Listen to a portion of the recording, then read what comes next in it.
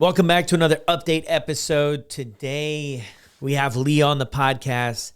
An incredible episode. I don't even want to really mention anything from the episode in sort of this intro to not give anything away. But it was incredible to catch up with her, hear what things were like now. I didn't even realize when we first connected that she was hovering around 8 months sober, I believe. Massive progress since then, obviously. For anybody who sticks with it, you're going to realize progress. You're going to make progress. When you remove drinking from your life, you're in one way or another forced to learn other ways to live life on life's terms. And when we do that and push ourselves, we learn new tools. What I've noticed too through this update series with so many previous guests is that they're so much more confident in where they're at, where they're headed. And it's like a breath of fresh air. Especially for me, a lot of the times I work with people that are in the beginning of the process and a different way of life seems so impossible. It just doesn't even cross some people's minds. And I get it because I once lived there too. I lived there for a while to where things to be different just didn't make any sense to me. I couldn't see life beyond the one I was living. But to catch up with people a year later, 16 months later, 2 years later, and see where they're at now, it's like, man, my goodness, like this thing really does get a whole heck of a lot better if you stick with it. If you enjoy the podcast, you want to support, head over to buymeacoffee.com/sobermotivation. All of your donations help keep the show going and are really appreciated to cover the cost of running a podcast. I'll also drop that link down in the show notes below, or you can head over to my Instagram channel at sobermotivation, and it's in the bio link there as well. So buymeacoffee.com/sobermotivation. Any support helps with the podcast. Now let's get right to it. Welcome back to another update episode, my friend Leigh. How are you? I'm so well. Thanks for having me, Brad. It's really great to be back. Yeah, thank you so much. For anybody who maybe didn't catch the first time we met, and I can't even remember exactly when it was, but like things change fast in this world, it seems. But give us a little Cliff Notes version of the first episode, and then we'll get into what things have been like since. Sure. I went back and looked this morning. It was April of 2024. So it's been a while. It was before I hit a year in June of 2024. So now it's June 2025. Just recently hit my 2-year mark. Was very uneventful compared to the first year. Well, I shouldn't say uneventful. My son graduated from high school on the day I hit my 2-year soberversary. So it was eventful in a totally different way. And I can't think of a better way to celebrate 2 years of sobriety than doing it on my son's graduation day and being completely present for that. I think in April of 2024, I was feeling pretty confident in my sobriety. At that point, it was the longest I had been sober, but there's no guarantees in sobriety. And because I had had some long stints with sobriety, I felt still very vulnerable. I say a lot that my Instagram account has really held me accountable. It provided a layer of accountability that I didn't realize I needed at the time. And looking back, I think I stayed sober many days, many hard days because of that accountability, because I felt like I had a community of people who were relying on me to stay sober. When I say drinking is not an option, I needed to mean it for myself as much as I did for everybody else and people, like I said, who were depending on me and looked for me for encouragement and inspiration. I think we grasp a lot of places whenever we're desperate, whenever we're vulnerable, even when we're confident, but still maybe unsteady. Yeah. And that my account has provided that for me. Yeah. And a lot of great connections too are made, on Instagram, right? Isn't it wild? So many great connections. Yeah. It is such an incredible, empowering community of people. And the responsibility is really on us to seek that out and to be involved in that community, and I think we can get as deeply ingrained in it as we want. But I'm making connections in real life now, seeing people face to face that I've met through this online community, which is so incredibly life-giving, because no one knows this journey like other people who have walked through it. And so, yes, it's allowed connection in a really meaningful way. And I'm forever grateful. There's a guy who found me through your podcast last year, and he just celebrated his year of sobriety. And so being in this space long enough now, having people celebrate their own sober milestones is so incredible. Like getting to celebrate other people and, this life-changing decision it's just, what a gift. Yeah, no, it truly is. It you bring that up, and I was thinking of that too, because the messages save on there. So I'll get a message from somebody that says, I got 90 days or I got 6 months, and I'll scroll back, and like I've been on there for quite a while. I mean, I don't know, 7, 8 years. Their first message they might have sent was 3 years ago. Yeah.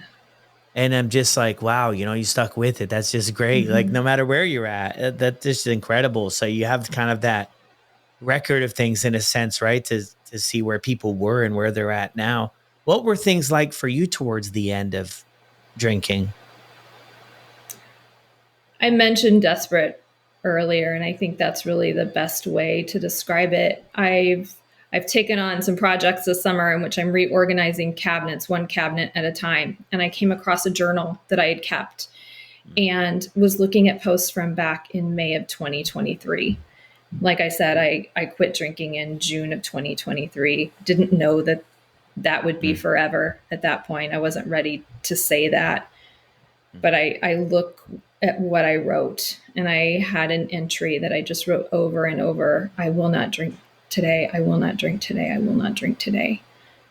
And I may have drank at the end of the day. I don't know. I was struggling so much, and I think I said this in the last podcast, I was really looking for someone or something to save me.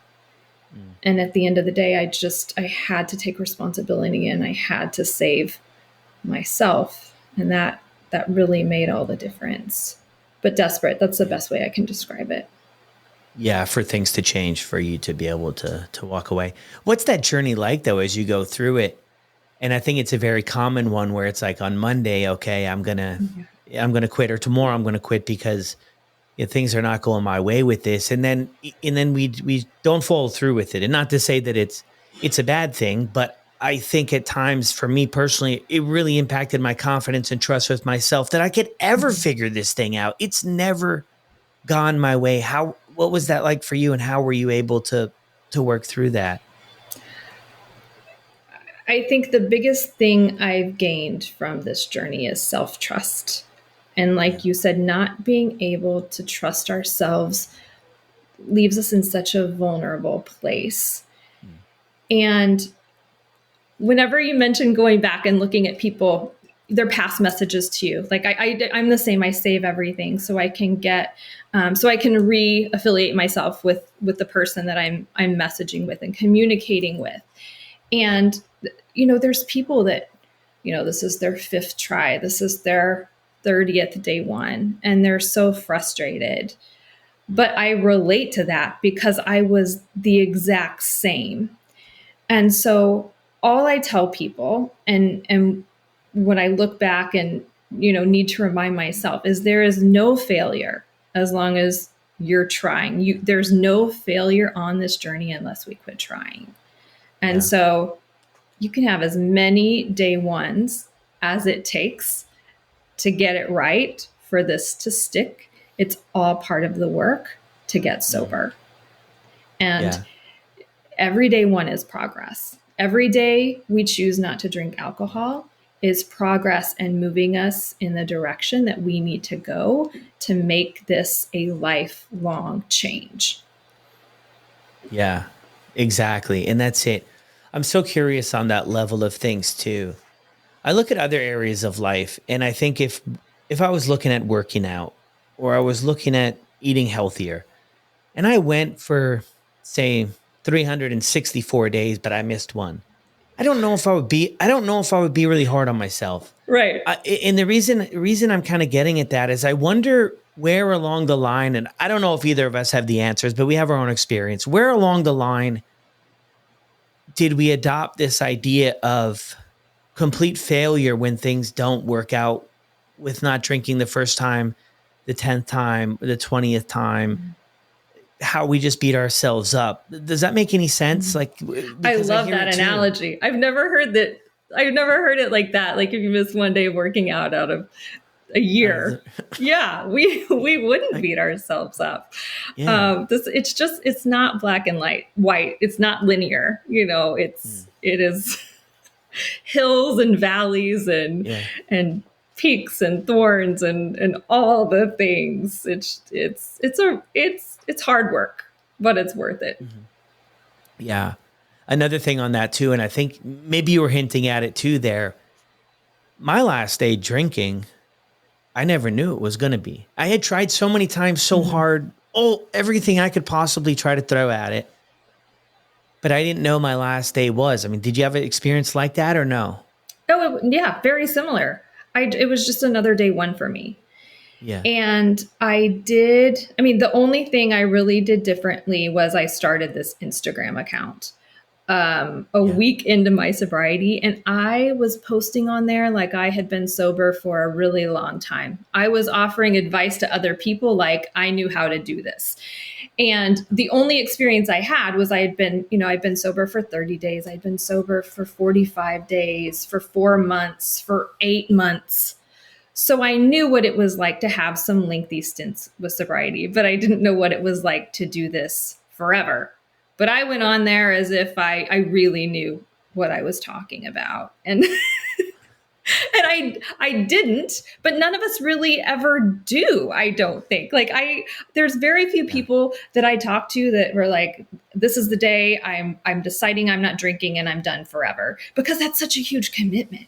And those of us who've been drinking for decades can't fathom saying forever. And sometimes I still get tripped up at 2 years thinking forever. And it goes back to like, okay, we're not going to future trip.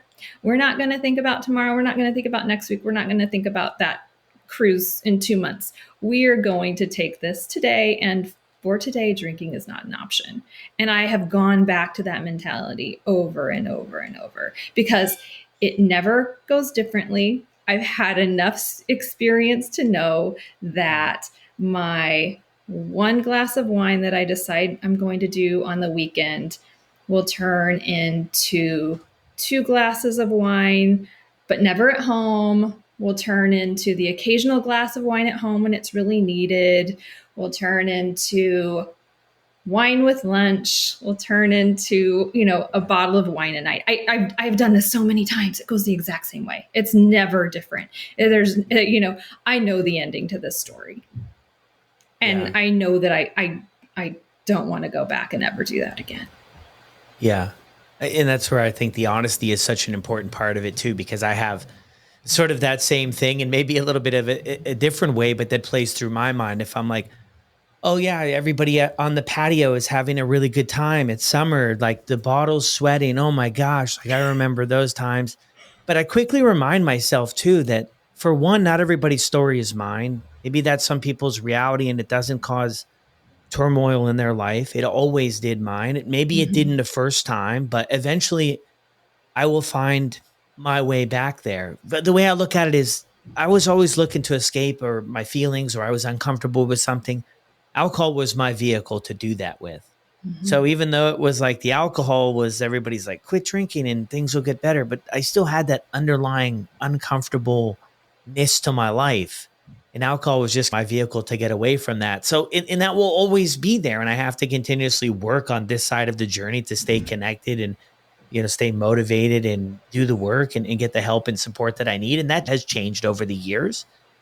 But yeah, that's so interesting too, how this part of the journey. I mean, I'm probably too maybe fascinated about all aspects of this journey because this is what I love to talk about. But the starting out where it's just another day. They like literally for a lot of people, it was just like another day. I'm going to maybe try something a little bit different.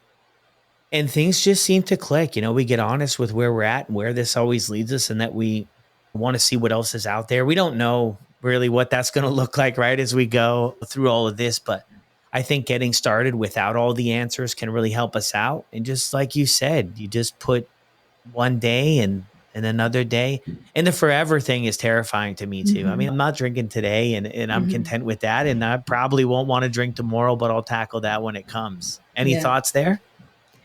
No, I concur with everything you said. And going back to what was different, I think I was exhausted.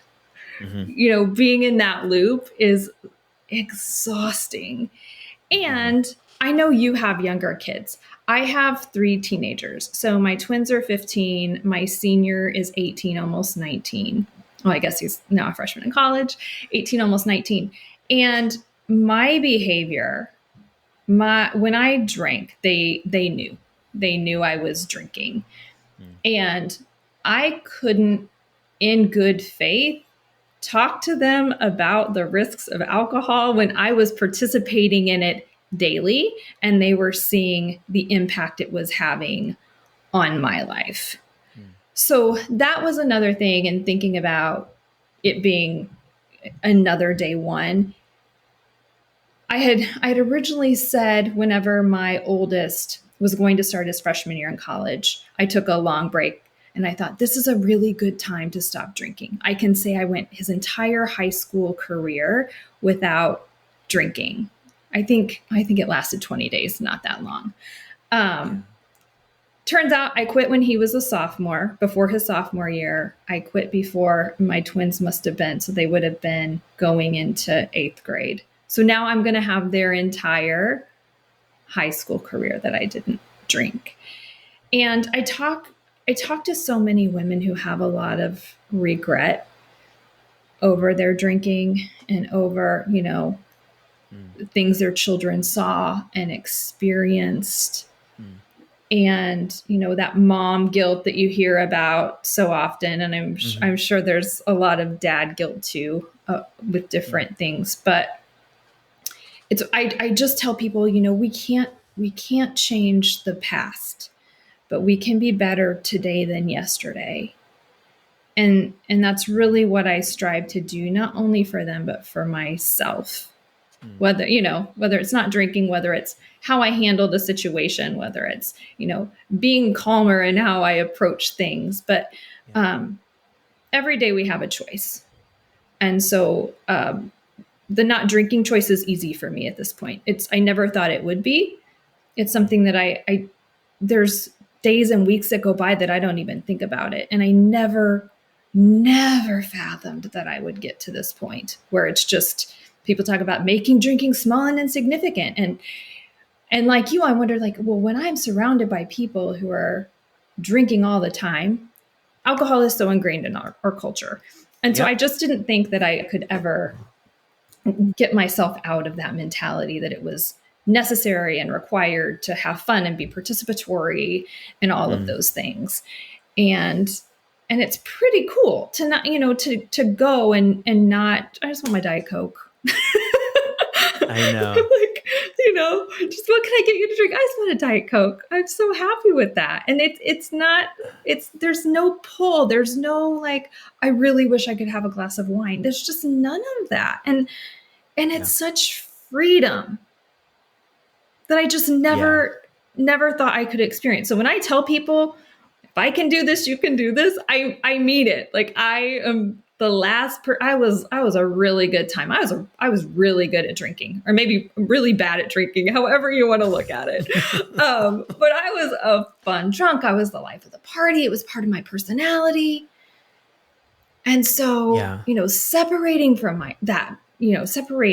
that, abandoning that I thought was necessary, that I was part of who I am, when really it was all just a mask. Like I said, it's been really freeing and remarkable and surprising to me. Yeah. And it's so interesting because we know that with time and experience into this journey, sometimes when I was new, obviously people told me sort of how life could change, I mean, no Mm-hmm. guarantees, but how life could change. And it was so hard to believe. I'm like, you have to be, there's no way. But when you live it, you see it. And then you realize, yeah, so many areas of our lives do change. What are some things that stand out to you? I mean, you did mention a few things too, as being a mom and in the way different ways of maybe navigating situations and then having those conversations too about the truth about alcohol. I think too, like my kids, like you mentioned earlier, they are younger, Mm-hmm. and they've got some time. Hopefully, my goodness, hopefully, for how things go. But I think too, like just having a conversation and but being living that life, I think it carries a lot more weight. Is it going to change everything? I mean, I guess time will tell, but it carries more weight than I feel like down the road. If I had a drink in my hand and I was telling my kids, hey guys, it's not good for you. Like they're probably going to be like I was when I was a teenager and be like, yeah, okay. So Mm-hmm. you have that. Any other things you noticed that you really maybe weren't expecting? Oh gosh, I could talk for hours about this. I know we're limited on time. I will say it has opened up a conversation for me to have with my kids about how we are prone to addictive tendencies. And that, whether it be with a phone, whether it be with alcohol, they have experienced that firsthand. They've seen it in me. And I remind them that no one starts out drinking a beer thinking that they are going to be struggling with it when they're 48, trying to quit. And so I appreciate the conversations that it's allowed me to have with my kids and opened up. Everything is easier sober. Everything. Even when life is really hard, sobriety doesn't take away our problems, but it makes dealing with our problems so much easier. From remembering to pack everything. I mean, getting ready for the airport and trips is huge for me. I'm like, because I used to drink while I packed, and I would leave stuff behind, and I would, leave stuff hanging, drying in the bathroom, and get to my destination and forget half the things I needed. I would, Yeah. show up to the airport half in the bag from drinking the night before. Um, Sleep is incredible. It takes a little Yeah. while. People are like, my sleep still hasn't improved. I'm like, we've conditioned our bodies to feel like, to be used to going to sleep with alcohol. And so that takes a while. Like recalibrating our bodies and our circadian rhythms takes a while. But my goodness, like sleep is incredible. And as I'm talking to Yeah. all my other friends, who are going through perimenopause and menopause and struggling to sleep, the first thing I say is, are you, for me, drinking has made all the difference in my sleep. Yeah, I mean, I make to-do lists. I stick to them. It's all those things. It all goes back to that self-trust, trusting ourselves, and actually following through on what I say I'm going to follow through on. I don't have intentions for the night, and then I start drinking my wine and they just go to the wayside and I end up on the couch.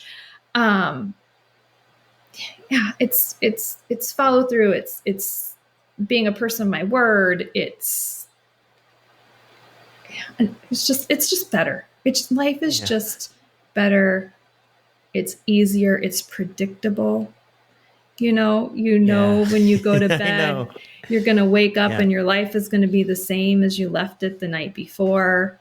Mm. I'm constantly doing things today that I'm going to thank myself for tomorrow. I never did that when I was drinking, whether it be like, I'm going to tackle the dishes tonight because I'm going to feel so much better in the morning when I wake up. All of the things. I'm going to lay my workout clothes out tonight so that I don't have to think. Those things never happened when I was drinking. Yeah. I was just, I was a real mess looking back. And I live like that every day, not knowing any different, not Yeah. knowing how much chaos I was causing myself, causing my family. And it's just better. Yeah. It's a lot simpler and a lot less chaos. Some people talk to it too about like peace, just kind of Mhm. being at peace with things and in obviously learning the skills and the tools. One of the things I figured out too early on is I always wanted to quit alcohol, but it had just kind of become my thing for good times, for tough times. It wasn't like maybe we see in the movies where it's like, oh, things went completely bad, so let's drink. I mean, I just drank towards the end really every day. It wasn't always an excess. It was some, the most of the time it was pretty okay. Yeah. And it wasn't because of my life was terrible in all these ways, but I leaned on it so much for the good times, the tough times, the stress, the celebrating. When I got sober, I realized I was really struggling to deal with those emotions because that's just Mhm. what I had leaned on. It was just part of my life. So I was like, okay, it was that uncomfortable sort of middle ground of, okay, I know I don't want to drink, but it's kind of all I know. But I know I got to plug in and get help and support and talk about it and share with and connect with other people that have been through it so they can sort of help me. It was always nice to hear like, yeah, that was part of it for me too. And the sleep, you're right. The sleep is, I was meeting with my doctor the other day and he's going through his little checklist. He's like, how's your sleep? I was like a baby. He's like, explain that to me. I was like, I just don't even know. I mean, I just go to sleep and I wake up and, he's like, what are you comparing it to? I'm like, well, the days where I used to drink and my bed would be full of sweat. And my girlfriend at the time would be like, oh my gosh, did you go to the bathroom in the bed or something? I was like, I was just sweating and, like waking up at 2, 3 in the morning. I'm like, compared to that, it's, lights out. Right. What about relationships? I mean, how have relationships been? Cause I know for people getting started, it can be tough to navigate, right? Because you might Mhm. have your other friends where it's kind of, some people share this, right? It's they realize after some time, a lot of their relationships, it's kind of like we kind of only have drinking in common, and then maybe try to find new ones. And you mentioned meeting people from Instagram. Like, what has that category of things been like for you? It has definitely been different for sure. My true friends, my close friends before I stopped drinking are still my closest friends now. I got really honest with them.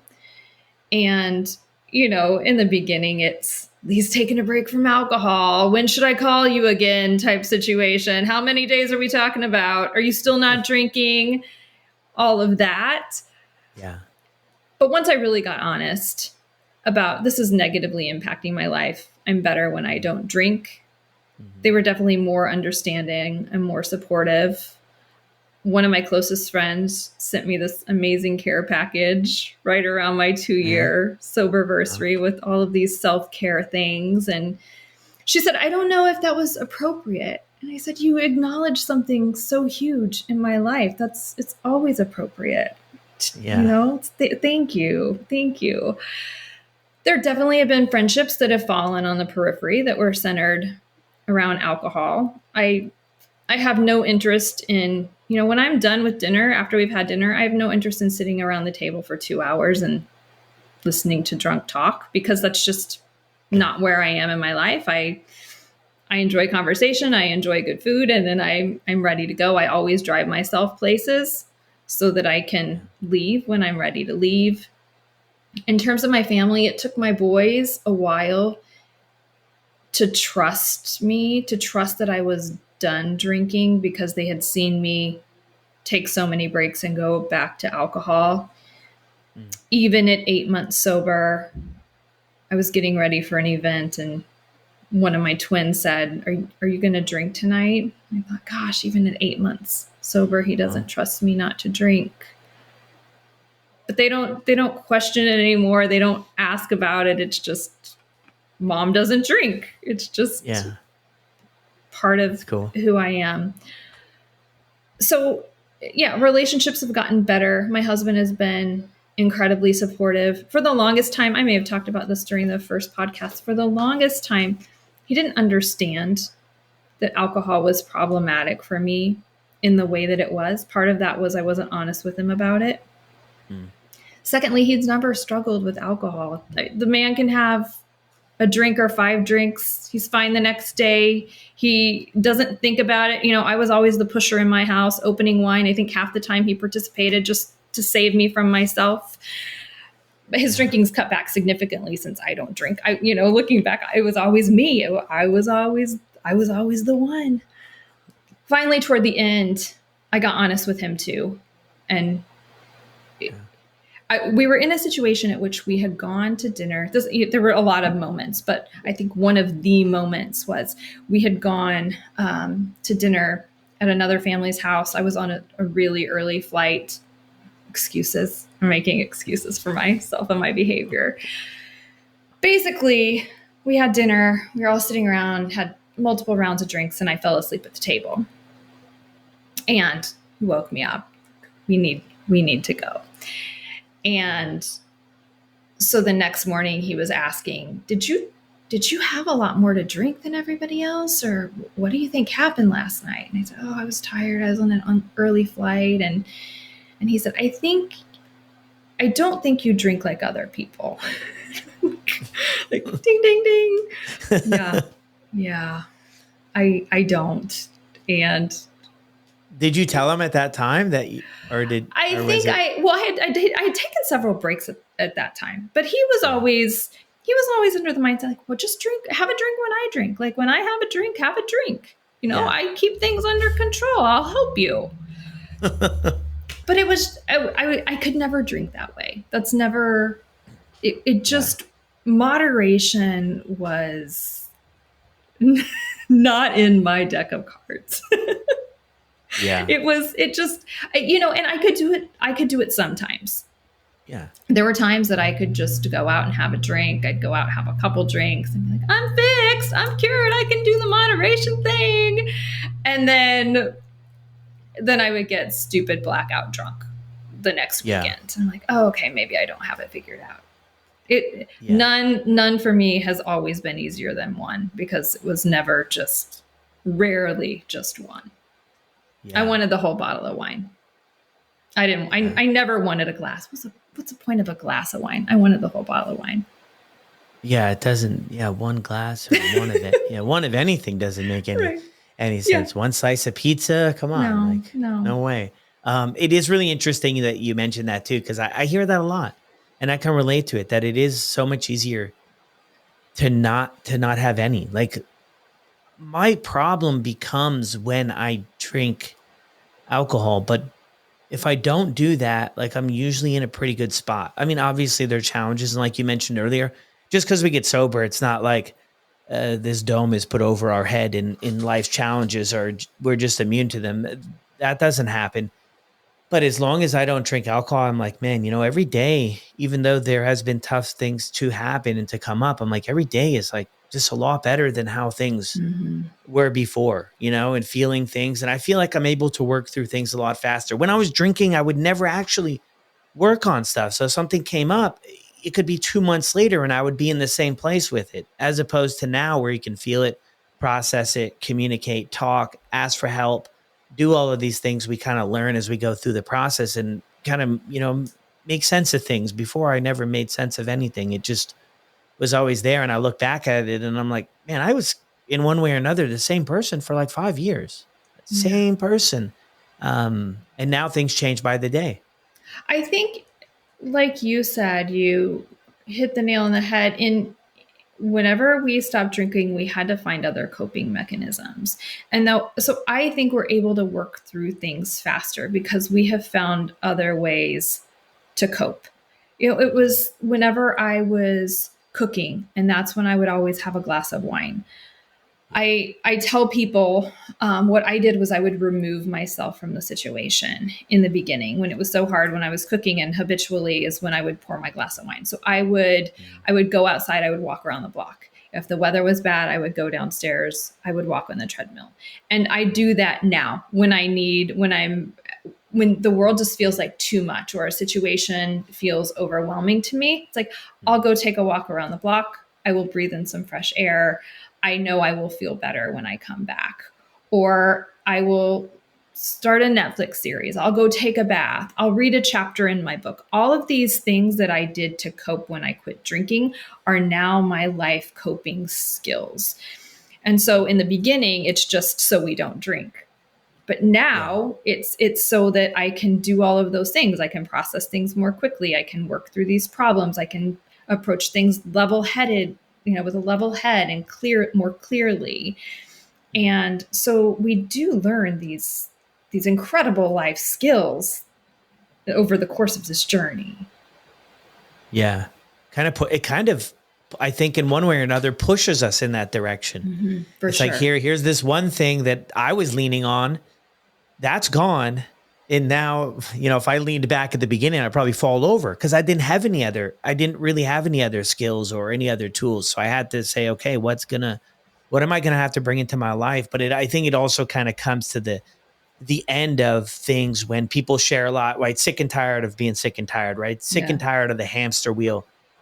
The most difficult thing I think about a lot of the work I do and a lot of this whole journey is we never really know when that's going to be for Mm-hmm. somebody to where they say, okay, I'm sick and tired of I don't want to stay where I'm at, but am I willing to do what it's going to take to get to the next level? Am I willing to get uncomfortable? Am I willing to say, I need to go for a 20-minute walk or read a book or call a friend? Am I going to be willing to get out of my own way in a sense to get the support and find the things that are going to work for me? It seems to be like the tug of war at times, or do I just return to what's comfortable? Because even as chaotic, I think, as drinking alcohol is in our lives, there's a sense of comfort there. We know, I did anyway. I'd only speak for myself.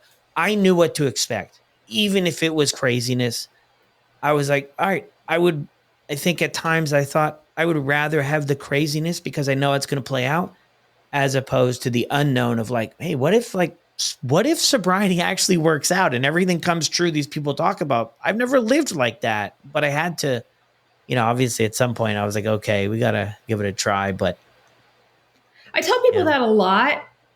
I that eventually you'll know you won't be able to keep doing this. And that's the point I got to. I couldn't do it. I could not wake up another day stuck in the same cycle of shame and regret and just feeling horribly about myself and, feeling horribly physically.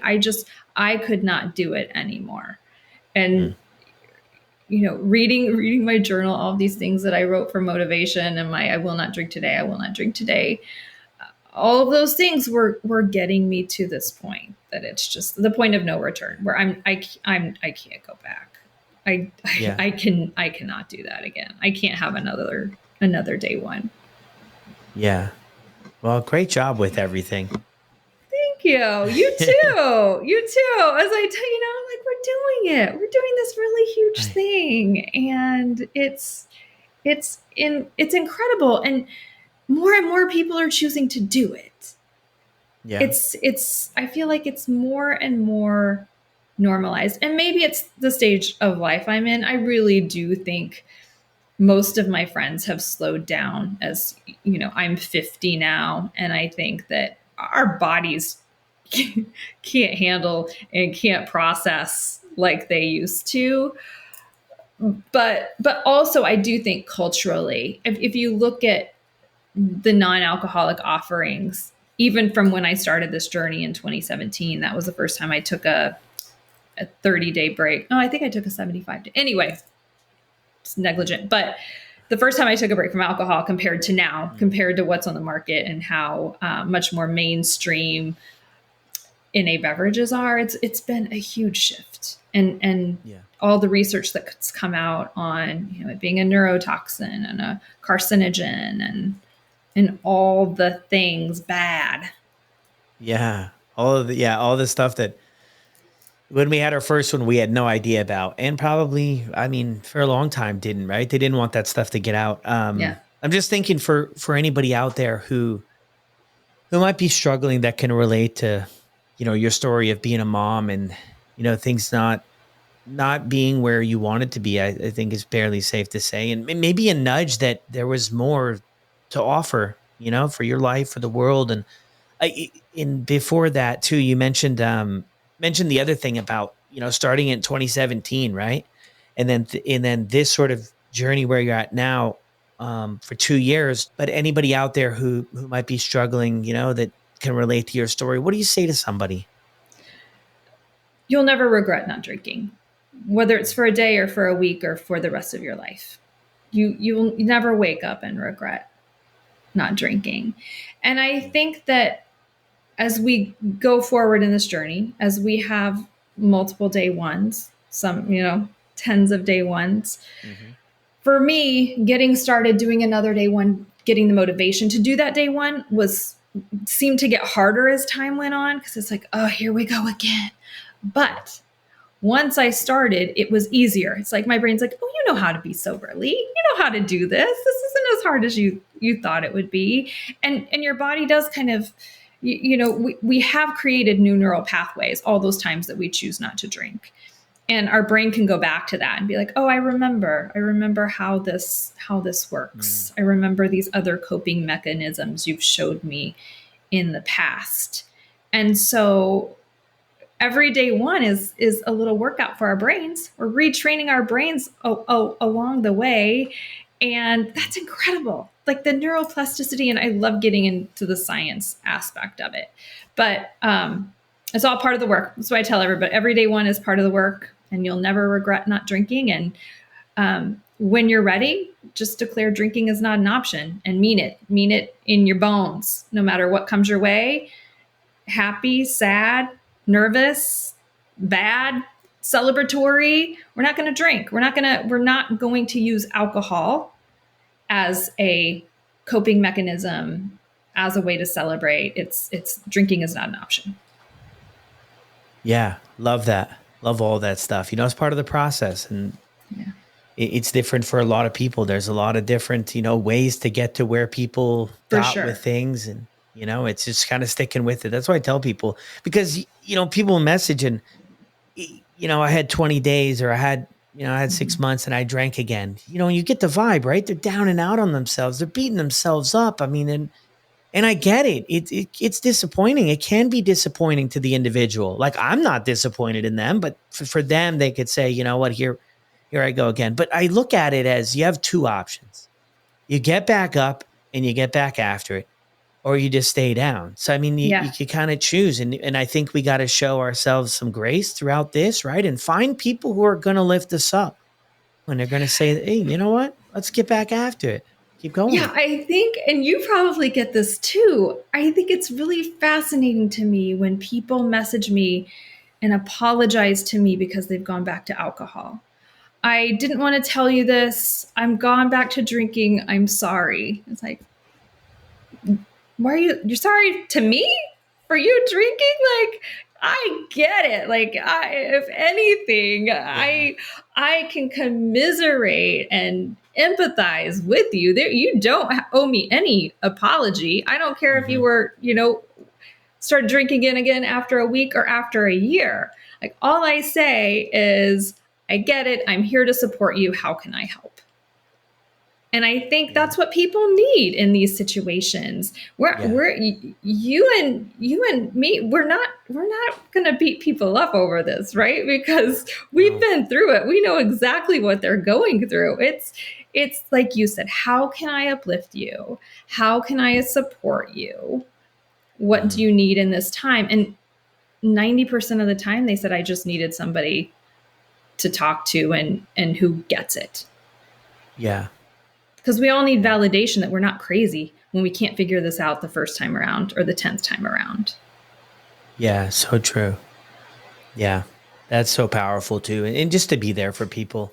Yes. I don't have like a 007. I don't know if you've ever played it. N64. They had the golden gun on. They had the golden gun on there, right? Like, I don't have a golden gun solution to how. Yeah. Right.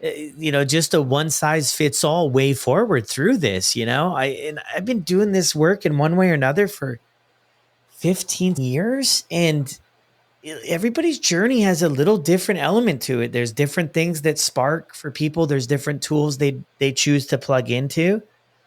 And some of that is we have to figure out what's going to work and what's not, and I don't know if there's any truth to it, but I believe there's a little bit. I think on an individual basis, we have a lot more answers than we give ourselves credit to. I think the world has done a really good job to push us outside, push us here. And I think if we go on a nice long walk and really focus on some reflection, I think that we can maybe find some answers. Like, of course, it doesn't hurt to bounce it off other people and be part of communities and get support. None of that hurts. I think we maybe don't give ourselves a whole heck of a lot of credit. And I think we have some answers too about how we can move forward. But thank you, Leigh, so much. Anything to close with?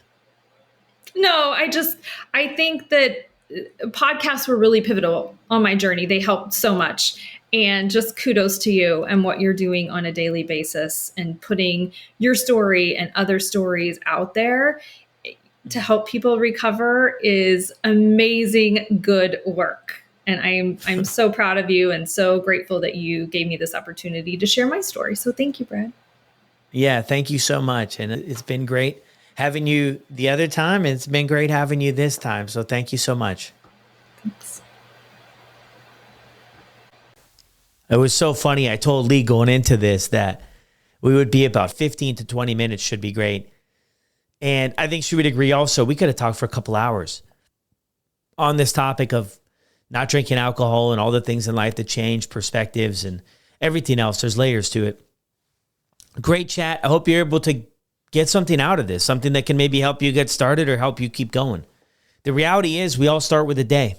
I've never met anybody that gets to 30 days, 60 days, 90 days, a year, 10 years that doesn't go through 1, 2, and 3 first.